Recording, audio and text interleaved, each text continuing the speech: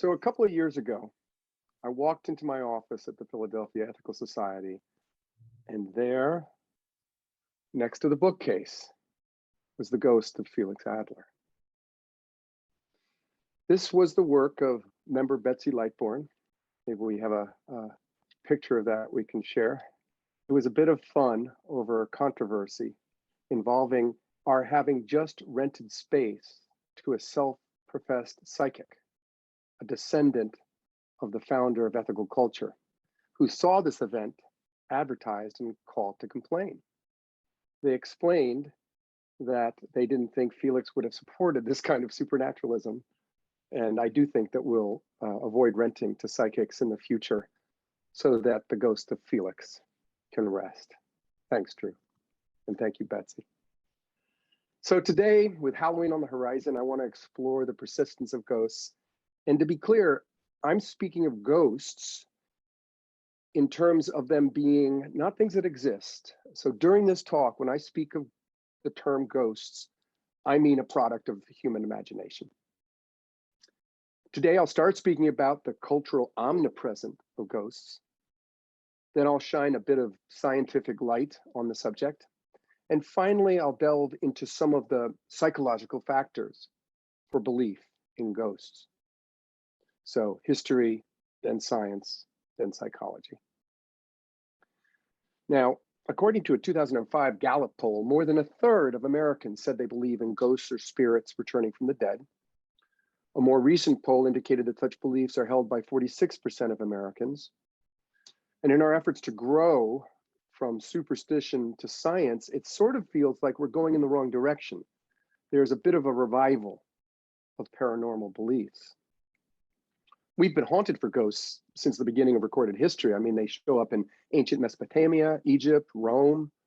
They're in the culture of ancient China and India. They play pivotal roles in the folklore of Ireland and Scotland. They float through the Bible from Matthew and Mark. Quote, "The disciples saw him walking on the lake. Terrified, they cried out in fear, 'It's a ghost.' King Saul asks the witch of Endor to bring before him the ghost of Samuel. And in Luke, Jesus told his followers that he's not a ghost. Quote, 'Look at my hands and my feet. It is I myself. Touch me and see me. A ghost does not have flesh and bones as you see I have.' In the Middle Ages, ghosts ran amok. And they survived through the Enlightenment when you think they'd be exorcised by science.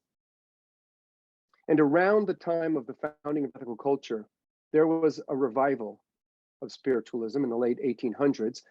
In one of Adler's books of 1880, Creed and Deed, he wrote about ghosts in Germany, where he did his graduate work. He mentioned a folk tale of the dead rising from their graves, stalking villages in search of the blood of infants. At the same time, ghost clubs proliferated in England. Even in academic communities like Oxford and Cambridge, upper-class folks held seances in hopes of speaking with spirits.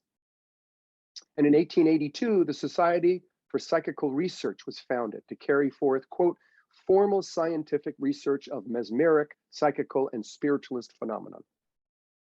It describes itself as the first society to conduct organized scholarly research into human experiences that challenge contemporary scientific models. It's quite active today. Generally, English culture seems particularly haunted, or at least their historical record of it. I'm not going into ghosts that appear elsewhere in the world because the limited time I have, but they certainly appear in Shakespeare and Dickens and Emily Bronte. Who can forget the anguished Prince Hamlet confronted by the ghost of his murdered father? And in Wuthering Heights, where the ghost of Catherine Linton torments Heathcliff, who concludes, "I know that ghosts have wandered on earth." And maybe the most famous of all are the trio of ghosts haunting Ebenezer Scrooge in A Christmas Carol. Now, unlike the ghosts of Christmas past, present, and future, the ghost most a part of my childhood was Casper, the friendly ghost. Casper's three wicked uncles, Stretch, Fatso, and Stinky, criticized him for being so friendly and disgracing the ghosting community. Growing up, I found ghost stories entertaining and occasionally spooky. I mean, I remember one particular, a classic, which was told with animated glee by a friend of my parents, because he told us of a friend who was driving down a night road in the country when he saw a little girl in a green shawl hitchhiking. Concerned for the girl's safety, he pulled over. She opened the door and silently slid onto the seat. He asked her where she lived, but she just stared at him with empty eyes and pointed up to a house on the hill. Not sure what was wrong with her, he drove up the hill to the house, but when he got there, he turned around and the girl had vanished. He went up to the door on the house and knocked, but a woman answered. And when he started to explain what happened, she put up her hand for him to stop. She said that the daughter was killed on that road 10 years ago, that very night. Behind the mother, on a hook on the wall, hung the green shawl. It scared me a little. People have been telling these tales for millennia. So what does science say about ghosts?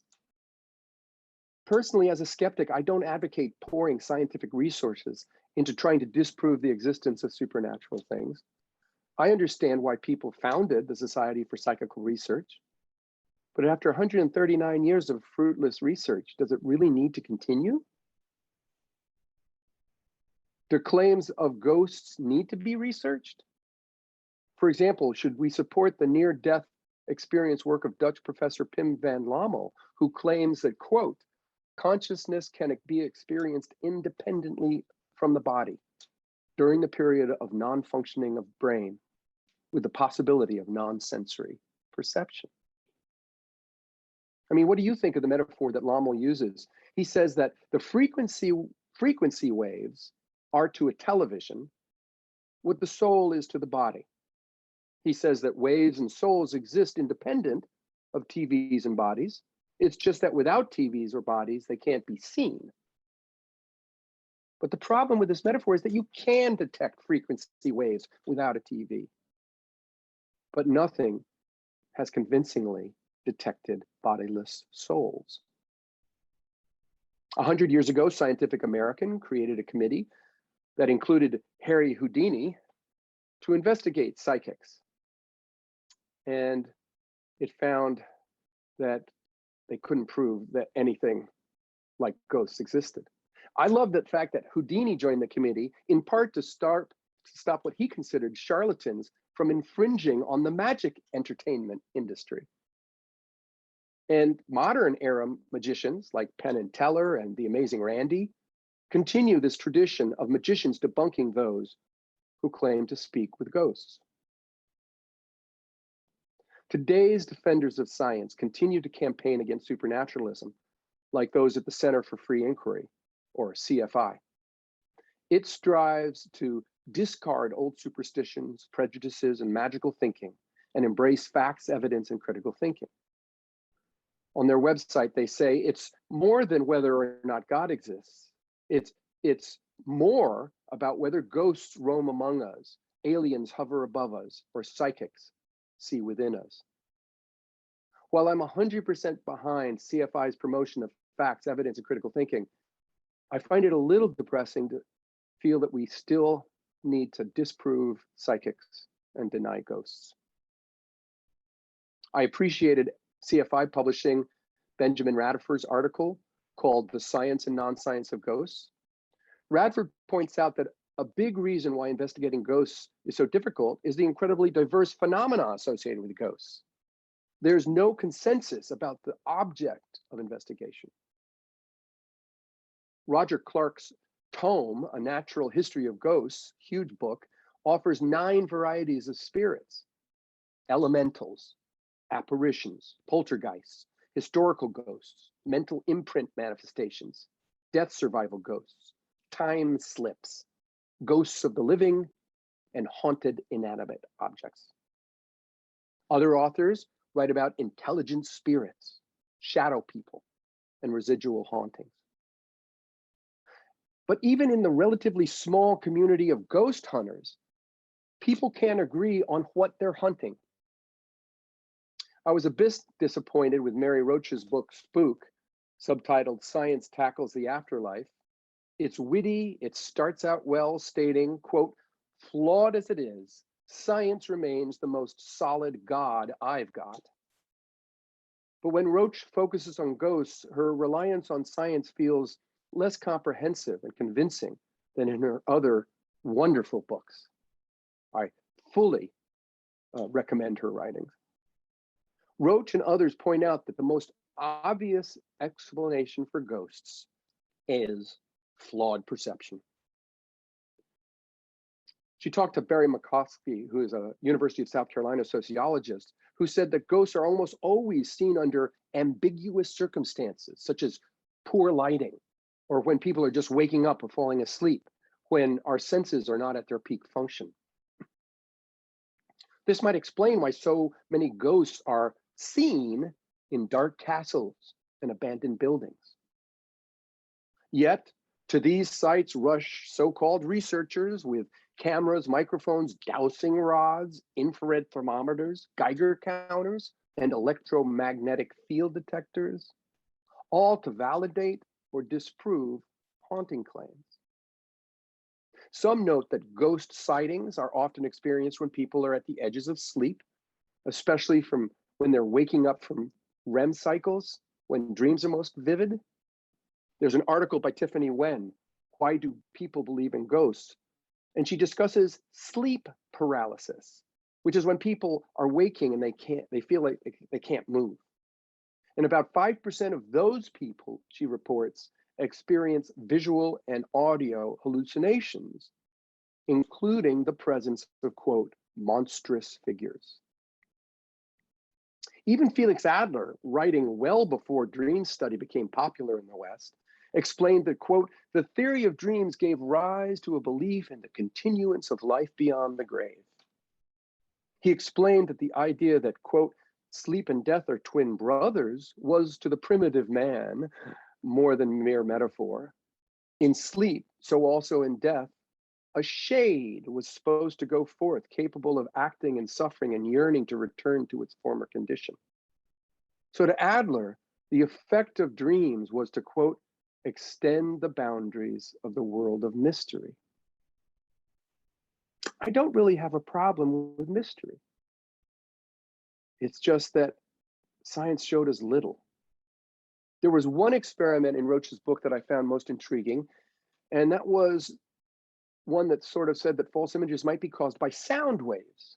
Because there's a researcher in Coventry, England, who suggested that low frequency sound waves, or infrasound, can stimulate visual irregularities and blurring, especially at the peripheral of one's visions, which is where a lot of people say they think they see ghosts.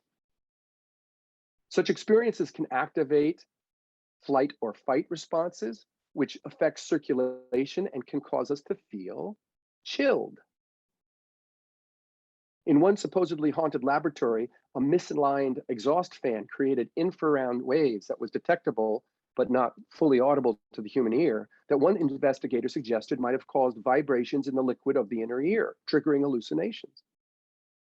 I didn't find further studies confirming that hypothesis, but I found it was interesting and somewhat believable. But the most obvious scientific explanation for ghostly experiences is offered by David Smales, a professor at Northumbria University. He explains that misperceptions are simply interpreted as ghostly apparitions. As Smales says, it's easier to assume that than to think that your brain is lying. Frederick Meyer of the Society for Cyclical Research co-authored a 700-page book, Phantasms of the Living, that concluded that ghosts are generally, quote, products of the viewer's mind. Yeah, that's right. Maybe this seems obvious to me, but I've relied on much of my adult life on a problem-solving approach suggested by William of Ockham to oversimplify Occam's razor, as it's called, tells us that when evidence seems inadequate to choose between two explanations for any phenomenon, pick the simplest explanation with the least extraneous elements. The physicist Ernst Mach offered this version of Occam's razor. Scientists must use the simplest means of arriving at their results and exclude everything not perceived by the senses. As is the case with most tools, though, Occam's razor can be used by different people for different ends. I mean, let me take a side road. Let's look for a second at so-called divine miracles. I find it a lot simpler to assume that such miracles have a natural or perceptual explanations behind them. Because for me, it's a lot more complicated to propose an all-powerful God in the sky violating the laws of physics whenever it wants. I find it simpler to say that ghosts are misperceptions. But Chris French, the head of anomalistic psychology research at the University of London, described himself as a wet blanket skeptic, said that simplicity is in the eyes of the perceiver.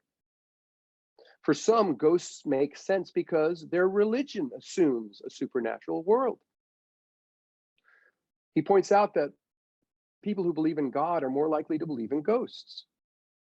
A YouGov survey indicated that 18% of atheists and 35% of agnostics believe in demons, which is higher than I thought it would be. But members of traditional denominations believe at rates of 57 to 66%. And French concludes that believers are a lot more likely to report anomalous sensations, and they're also more likely to conclude that those sensations indicate a ghostly presence. Roche wrote, "If you ask me which is the more likely explanation, infrasonics or spirits, I will tell you to apply the wisdom of Occam's razor, a principle that holds that the simplest, the least far-fetched of the two competing theories is the place to put your money. But depending on who's shaving, Occam's razor yields manifestly different views," end quote. So in other words, for those who believe in an afterlife and don't study science, ghosts are the simplest explanation. Professor French adds, quote, "What we have is people trying to make sense of something that to them seems inexplicable. People assume that if they cannot explain something in natural terms, then it must be something paranormal." Relatedly, French explains, memory does not work like a video camera. Memory is selective. You only remember the things you're paying attention to. So no wonder people who go looking for ghosts find evidence of ghosts. No wonder those who don't believe in ghosts don't spend time disproving ghosts. I think it's a lot more worthwhile to examine the psychological reasons for the persistence of ghosts, not so much the scientific. One reason, psychologically, for the persistence of ghosts is simple. It's a thrill. When hearing a ghost story, I enjoy that tingling sensation in my spine, that energy, the adrenaline shooting through me, especially when it's unaccompanied by the nauseating anticipation of real physical harm. That's fun. When I was young, ghost stories remained just on the fantasy side of the reality fantasy line.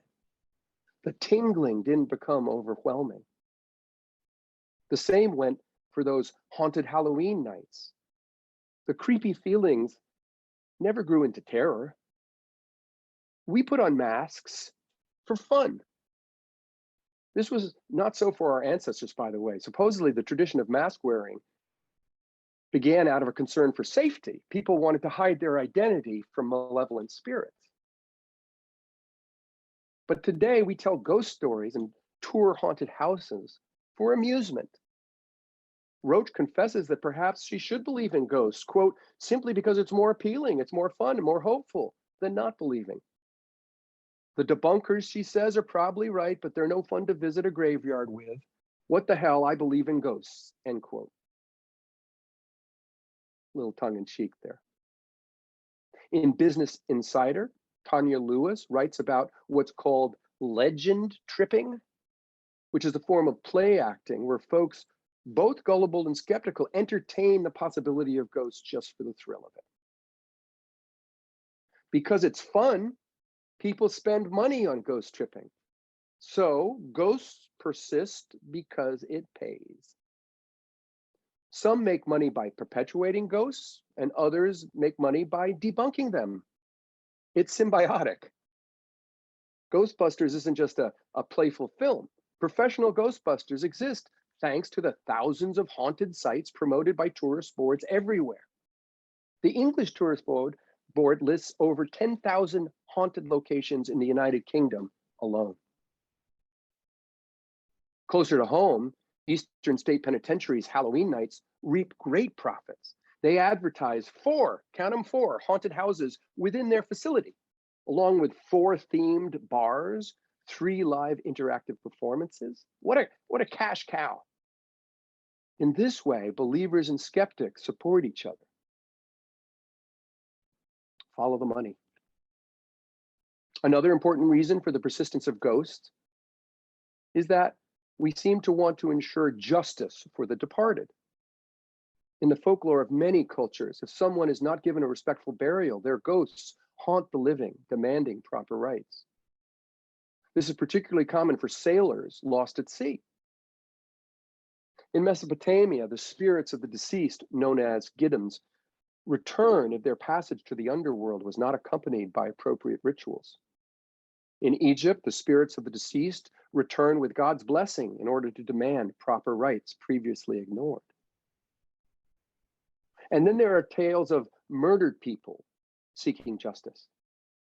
They remain in the world as a haunting reminder of the crime.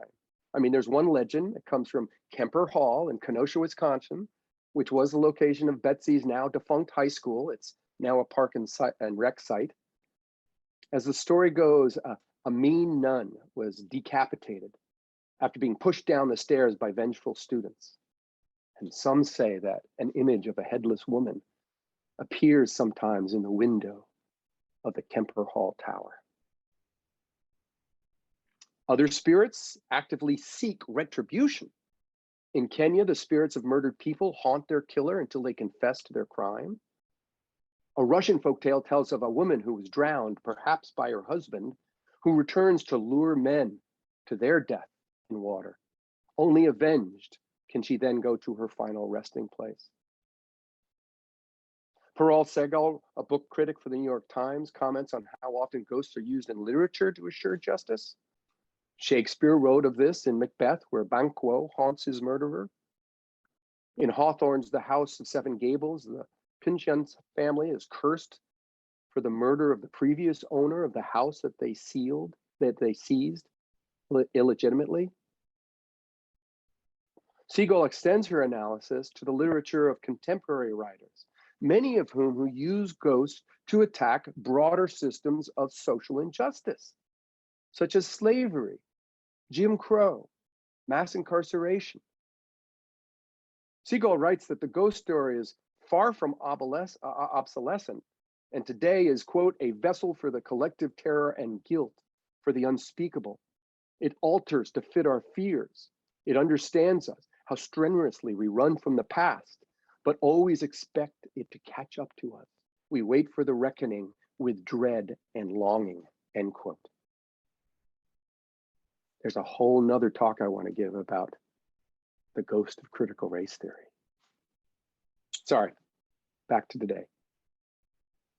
Another reason ghosts persist is that they offer a way for people to feel that they have some control over life, and this is particularly true for people who feel overwhelmed.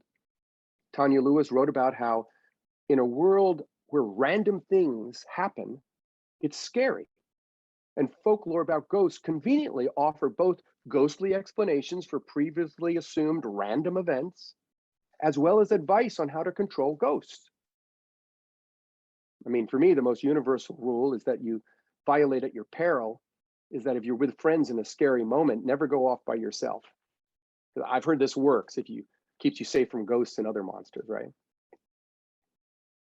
But Adler wrote of ways to control in a German custom where people would place a coin in the mouth of corpses before burial so as to weigh down the soul, to keep it from rising up and haunting the living.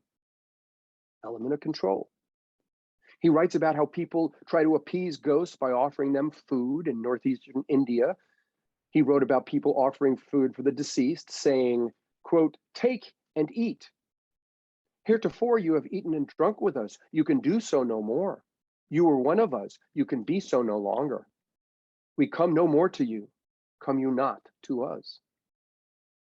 He wrote of in Eastern Africa, where coconut shells were filled with rice and placed near the graves for the same purpose. He wrote about in the Tyrolean area of Austria, a light being left burning in dining rooms prepared with cake for the ghost to enjoy. He wrote of Iran, where people left food and napkins, maybe so the ghosts wouldn't soil their white garb.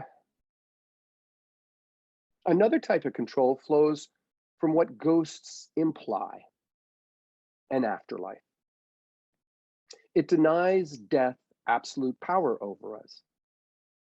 Professor French points out the emotional motivation for these beliefs. The vast majority of us don't like the idea of our own mortality, even though we find the idea of ghosts and spirits scary. In a wider context, they provide evidence of the survival of a soul. In an article, "Why Does the Belief in Ghosts Persist?" Anna Stone puts it simply: many people also like to believe that death is not the end of existence. It's a comfort when we lose someone we love or when we face the idea of our own mortality. And relatedly, ghost gives us a sense of control because we can hold on to those who have died. This was discussed in The Witch of Lime Street, a book by David Yarr. He explained how belief in spirits grew after World War I because parents were desperate to connect with their sons who died in battle. The great agnostic, Robert Ingersoll, in an essay entitled Ghosts, writes that people need these phantoms for advice, guidance, and emotional support. He adds in his typical poetic fashion that ghosts are born out of love for others and our hope that they remain for us. Quote, he writes, "The idea of immortality, like a sea, has ebbed and flowed in the human heart with its countless waves of hope and fear, beating against the shores and rocks of time and fate, was not born of any book, nor of any creed, nor of any religion. It was born of human affection.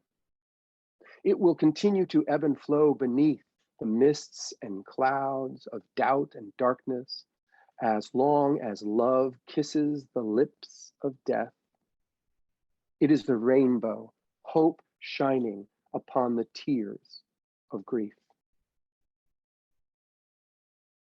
To maintain relationships with the dead, elaborate social traditions grew, particularly evident during this Halloween time of the year, when many people believe that the veil separating the living from the dead is particularly thin. In China, ghost festivals are held on the 15th day of the 7th month, when the dead can most easily cross over to our world, they say. And of course, you know the Day of the Dead is alive and well in Latin America. Elaborate decorations and foods celebrate and honor ancestors and help connect the present to the past. By the way, consider attending the Free Thought Society's Secular Day of the Dead. I'll put that registration information in the chat later. Similar festivals are in Celtic culture, like the traditional Bacchanalian 3-day commemoration of the dead known as Irish Wakes. And maybe Adler was right in his description of these as being less about ghost spirits and more about alcoholic spirits.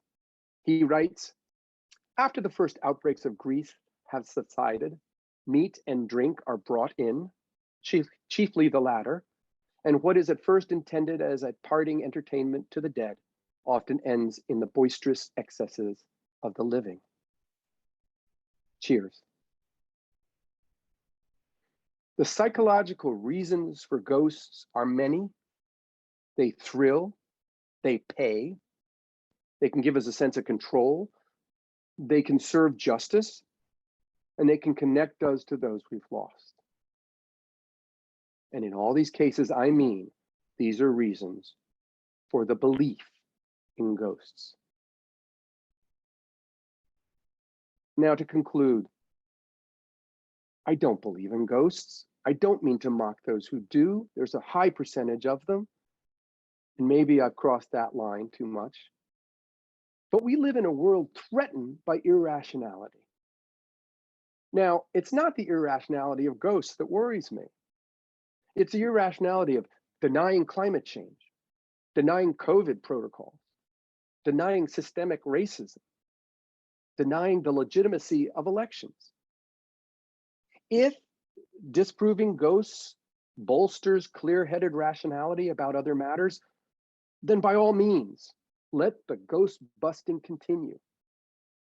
But as a humanist, I'll work to help the need for ghosts fade away.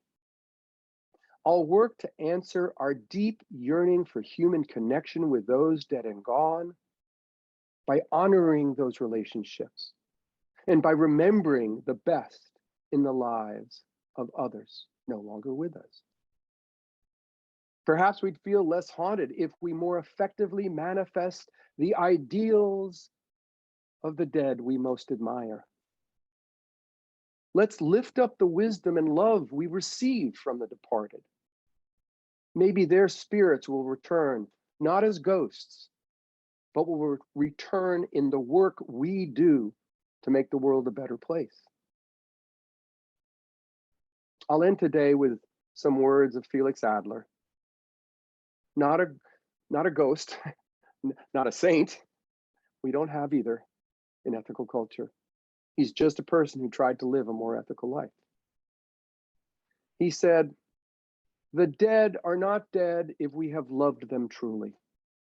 In our own lives, we give them immortality. Let us arise and take up the work they have left unfinished and preserve the treasures they have won and round out the circuit of their being to the fullness of an ampler orbit in our own." Thank you, everyone.